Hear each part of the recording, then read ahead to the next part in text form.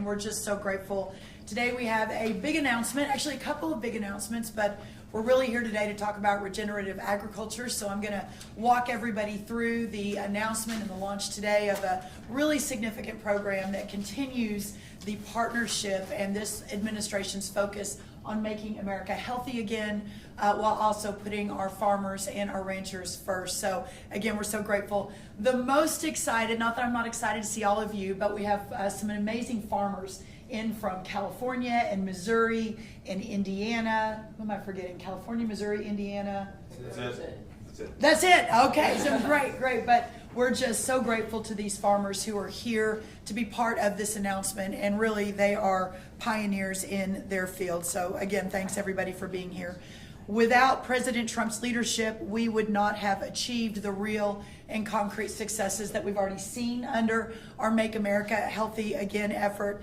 And the waivers, very quickly, just signed 6 more waivers on SNAP on multiple states from across the country, and Hawaii, the contiguous states in Hawaii under Governor Josh Green that we signed. So we can answer questions about that too, but we're so excited to continue that work. We all know we're at the point where we must do something to correct the chronic health problems that Americans face. Over 75% of Americans' youth between the ages of 17 and 24, as you know, we've been talking about it, but important to constantly remind, those kids are ineligible for military service because of obesity, poor physical fitness, or mental health challenges. Over 350,000 American children have been diagnosed with diabetes. Since my confirmation as Secretary of Agriculture, on the exact same day as Secretary Kennedy's confirmation, February 13th earlier this year, we have been taking bold action on this front. Whether SNAP waivers or applauding voluntary industry commitments, or emphasizing local and regional food procurement in our schools, or defining ultra-processed foods, all underway, we are prioritizing the health of our country. I am also excited to give an update on our revised farm-to-school grants, which put farmers first and promote healthy choices, healthy families, and healthy outcomes. This year's opportunity streamlined the application process, removed woke DEI requirements, and supports expanding access for small family farms to markets and infrastructure by facilitating connections to the child nutrition marketplace. The farm to school application period just closed, and I'm so excited to note that USDA received a record-breaking 645 applications. The record high in the past was 386, so we nearly doubled that. The awards will be announced early in the spring. We continue to actively work with Secretary Kennedy in crafting sensical dietary guidelines for Americans, which are set to be released early next year, so in a couple of weeks. Federal nutrition advice must be sound, simple, and clear. These guidelines will prioritize whole, healthy, and nutritious foods, such as whole-fat dairy, fruits, vegetables, and meats, and suggest limiting highly processed foods and those high in sugar. President Trump and my colleagues, led by Secretary Kennedy on the MAHA Commission, know our current health outcomes, especially for our children, are unsustainable, and that American agriculture and our agencies are at the heart of that solution, and what an honor it is. We're doing things a little bit differently than typical Washington, D.C. Since our confirmation, we have encouraged the states to think differently and creatively as our laboratories of innovation about how to solve the many health issues facing America. So that was a really exciting thing to do. We just finished signing several of those SNAP waivers, and we can take questions on that. Dr. Oz will talk a little bit about that, as Secretary Kennedy will. But really today is about the next step in making America healthy again, in addition to those waivers, and that is talking about regenerative agriculture. Regenerative agriculture is a conservation management approach that emphasizes natural resources through improved soil health, water management, and natural vitality for the productivity and prosperity of American agriculture and all of our communities. Today, we are launching a new Farmer First Regenerative Agriculture pilot program, which will invest $700 million specifically to support regenerative agriculture. We will deliver this support through existing programs our farmers already know and already trust. Protecting and improving the health of our soil is critical, not only for the future viability of farmland, but to the future success of American farmers. In order to continue to be the most productive and most efficient growers in the world, we must protect our topsoil from unnecessary erosion and boost the microbiome of the soil. Today's announcement encourages these priorities while supporting farmers to transition to regenerative agriculture if they so choose. This is a Farmers First pilot program and the first of its kind. The pilot brings USDA's Natural Resources Conservation Service, or NRCS, we have our incredible leaders here, Aubrey Betancourt, back to its core mission, helping people help the land through whole farm, outcome-based voluntary conservation that our producers trust. For too long, our conservation programs have been severely fragmented. This pilot replaces that fragmentation with one unified process that evaluates everything at one time. Whole farm planning is the centerpiece, ensuring that all resource concerns such as soil, water, and natural vitality are addressed together, not one piece at a time. Producers will benefit from a single application, reducing red tape and making conservation easier to access and our programs more impactful. As President Trump has done since day one, we are committed to restoring America's natural strength by empowering producers with simple outcome-based tools. Producers at every stage, from beginners just starting with cover crops to advanced operation with years of conservation experience, many of those are represented by our farmers today, will find a pathway through this pilot. Each producer's results will be measured and credited back to the farmer through an outcomes report, recognizing and rewarding improvements they achieve on their own land. This initiative puts American farmers first as part of the solution to make America healthy again, but by supporting access to American-grown whole foods that are critical to addressing the chronic disease crisis nationwide. Using the Sustains Act, we will bring corporate, label, and supply chain partners directly into partnership with NRCS, supporting regenerative agriculture adoption, farmer recognition, and consumer education. Because success depends on strong partnerships, we will expand work through our technical service providers and local organizations to meet demand. In addition, the Office of Urban Agriculture and Innovative Production, supported by their advisory committee, will extend regenerative priorities into cities and urban areas and urban communities across our great country, again aligning with the MAHA agenda. And many of those places in our country, as you know, are those that are facing the most severe crisis regarding nutritious foods and access to nutritious foods. This new pilot is about results that last. It will make our farms more productive, our land healthier, and our water cleaner. Again, we're so grateful to everyone for being here. At this point, I'd like to turn it to my great partner in all of this work, Secretary Bobby Kennedy. Thank you all again for being here, and we will be answering questions. Thank you very much, Secretary Rollins.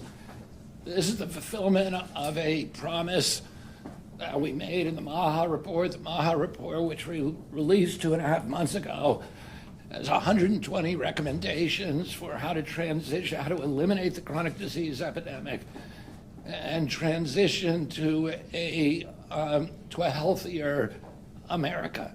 And among those promises, among the recommendations of the report, was the promise to make it easier for farmers in this country, to give them an off-ramp. Farmers who are dependent on inputs, on chemical and fertilizer inputs, to give them an off-ramp where they can transition to a model that emphasizes soil health, and with soil health comes nutrient density.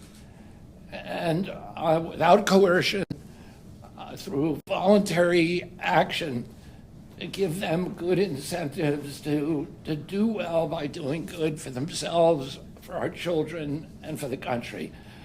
I'm very, very happy to have as a partner in this endeavor Brooke Rollins. I've been working on farm issues for 30 years, and this is the first USDA secretary who I believe is really committed to giving us, we already have the healthiest food supply in the world, to making a food supply that's even healthier, that's going to sustain, again, a transition to a much healthier America for our children. I also want to thank these farmers who are inspiring. And they're inspiring to the farm community, to all of us who care about good health, about sustainability on the farm, about soil, about water retention, about soil retention, about the health of farmers themselves who are concerned about the health of their children from too many chemicals on the land. And they have given us models. Some of these are 5th, 6th, 7th generation farmers. And they've provided us models for how to do this and how to do it in a way that vertically integrates, that preserves profit margins, and that dramatically reduces inputs. So I want to thank, again, Brooke Rollins, Secretary of USDA, for making this happen, for her commitment to making America healthy again. And I'm going to introduce my partner and friend, Mehmet Oz. They are too humble to say it themselves, but Brooke Rollins and Bobby Kennedy are amongst the 2 most innovative secretaries in modern history, and it is your leadership that makes what you're hearing today possible and feasible for people like me who run agencies to actually march forward to accomplish the kinds of goals that they're outlining. Let me give you 2 major examples of how this is playing out right now. The first is the Rural Health Transformation Fund, which, as many of you have been following, received grants from all 50 states, requests for grants for all 50 states. We have just started to get the scores back from grading these applications, which are done by outside experts, and we will allot all that money by the 31st of this month. One of the ways that you get the money is by applying for SNAP waivers. If you apply for a SNAP waiver, and as the 6 documents here that were signed by Secretary Rollins today would attest, there's a lot of interest in this. You get paid extra money. If you actually get your legislator to ratify these agreements, you get additional money. Now, we've also asked states to submit proposals for participating in the Presidential Fitness Challenge, something that Secretary Kennedy's uncle created, and they get points for doing that as well. They also get points, by the way, for opening up credentialing so that rural communities can take advantage of clinicians that might live across the state border, that might be closer to where they happen to be, in the little corner edge of their state than from the big city in the middle part of their state. So our intent is to provide better health care across the board, and that Rural Health Transformation Fund is going to put a 50% increase in federal Medicaid dollars into rural health care over the current standard for the next 5 years in a row. That's, again, 50% more money, $50 billion every year, spread out over 5 years. Second big issue is to build demand. As regenerative farming and other tools are coming to the forefront, and higher quality foods are quantitated with the plans that Secretary Kennedy is pushing forward with the dietary guidelines, we want to make sure there's a voracious appetite, metaphorically and in reality, for these tasty and nutritious foods.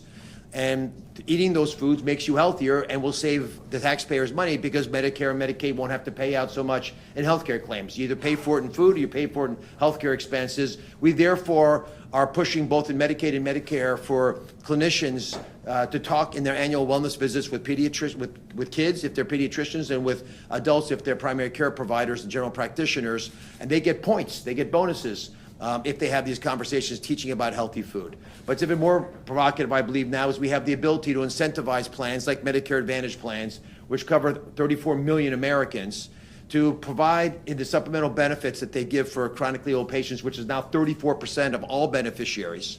That's a doubling since last year. But they can't just give any food. They must give food that is nutritiously valuable to these chronic illnesses for the third of Americans who get them, and they have to meet the dietary guidelines, which will be released next year. So it allows us now to enhance the ability of purchasing, the U.S. government's purchasing power and insurance companies' purchasing power to support the changes that are being made by the Secretary of Agriculture. Brooke. Thank you, Dr. Oz. We've asked one of our farmers, Blake Alexander of California, a former state 4-H and FFA officer, and a multi-generational farmer. Blake, it's so great to have you. Just a couple of words from you. Alfalfa hay and dairy farmer, great to have you here. Thank you. Well, thank you very much. It's a true honor to be here. And our farm, Alexander Family Farm, was the first certified regenerative farm in the United States. And since that happened, I've kind of carried this load on my shoulders to attempt to help spread the message across the country to conventional farmers, organic farmers alike. And I'm just going to simply say that Regenerative farming is simply farming in harmony with nature, with the way that God intended or our Maker intended. It's paying attention to the biology and building nutrient density in the soil, the plants, the crops that our animals eat. For us, it's chickens and cows, and then ultimately it's the milk and the nutrient density for food for humans, and making our planet a better place. In harmony with nature means that we're cleaning up the water supply on our farm, we're cleaning up the erosion that may or may not happen with both soil and water. And we're cleaning up the air, and so everybody benefits. All the wildlife, the ecosystem benefits, and ultimately we're sequestering carbon and literally doing the right thing and moving forward in harmony with nature again, making our planet a healthier place for everyone. We all breathe the same air. Thank you, Blake. In 1 minute, Aubrey, our chief, anything that I missed on the regenerative piece that if you want to share with anyone as a farmer yourself? First of all, thank you again for your incredible leadership in moving this forward in a way that puts farmers at the center of this. This pilot is designed by farmers for farmers to incorporate that feedback from farmers, because farming in California and farming in Indiana are two different things, but this program is designed to utilize the NRCS suites of practices that our farmers know and trust, and allows them that flexibility to as the Secretary talked about, I'm going to say on-ramp into regenerative practices and incorporate that in a measurable way. And more importantly, and I think, Secretary, you covered it so well, it connects the producer and the work that they're doing on the farm, granting them the credit for that voluntary action of change of practice on their farm that then can transition into the supply chain, into the marketplace, and directly back to the consumer. This country is 6 generations separate from the land.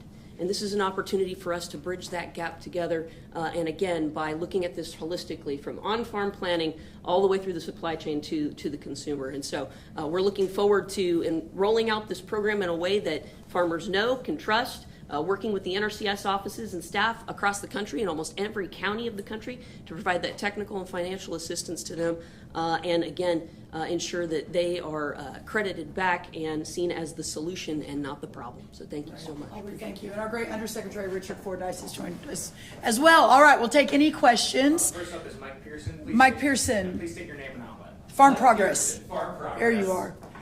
Secretary Rollins, can you tell us what kind of criteria the NRCS will be using to assess these regenerative pilot projects? Yes, I'll let Aubrey answer all the specifics. She's been a warrior on this and working on it for months and months. The criteria is the same as it has and always been. It's EQIP and CSP. These are our standing programs that take year-round applications. There's actually there's nothing new. It'll be the same application that our farmers know already. The difference is they'll be able to apply for multiple practice on a single application. What's important about that is it ties back to that whole farm plan. The idea being that we're going to look at all of the resource concerns on the property at one time instead of drive-by conservation, where we're only looking at maybe soil health here and maybe in a few years we're going to look at water management. No, it's going to come back to a plan. Let's start working the plan with the farmer. This means we've got to put our NRCS staff back out in the field where the farmer, where they belong, and we're making incredible efforts and investment in that as well. The Secretary has been a tremendous champion of that. But this is the same EQIP and CSP rolling contracts as we have all throughout the year. Thank you. Yes, sir. Hi, I'm Mark Heller, EA News. Yes. Madam Secretary, I think I heard you mention urban agriculture and also technical assistance. Maybe you could expand a little bit on that. I don't think those are two things that the Office of Management and Budget really loves, but will the budget request protect them?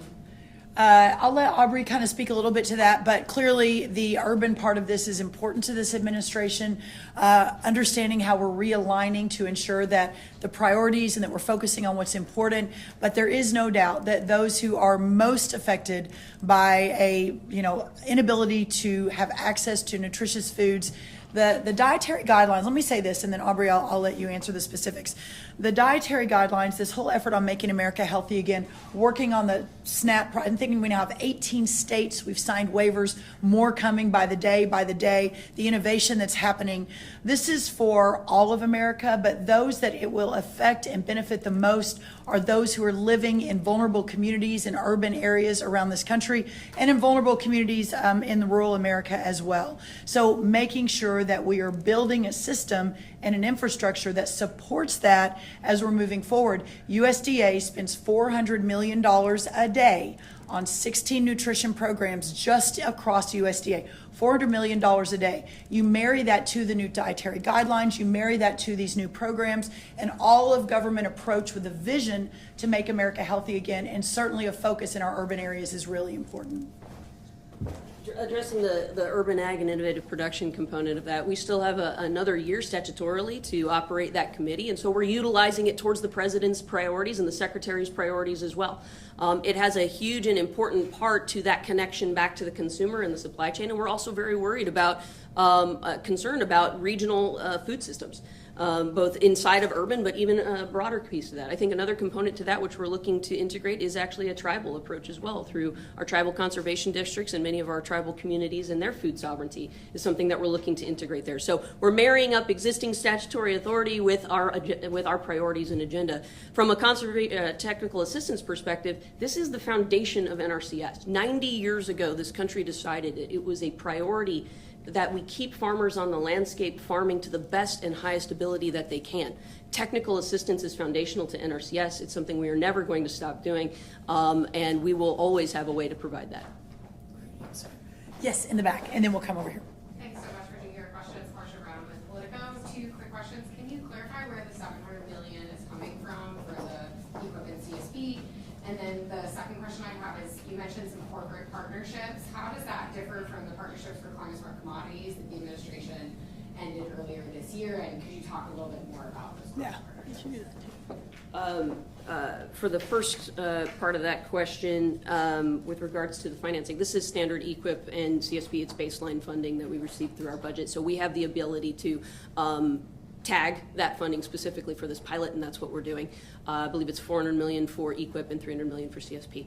As for the corporate partnership, this is facilitated through the Sustains Act that was passed by Congress. It was granted to NRCS in order to allow us to look at the suite of standing programs from NRCS and engage with corporate partners to do matching dollars to priorities set by the Secretary.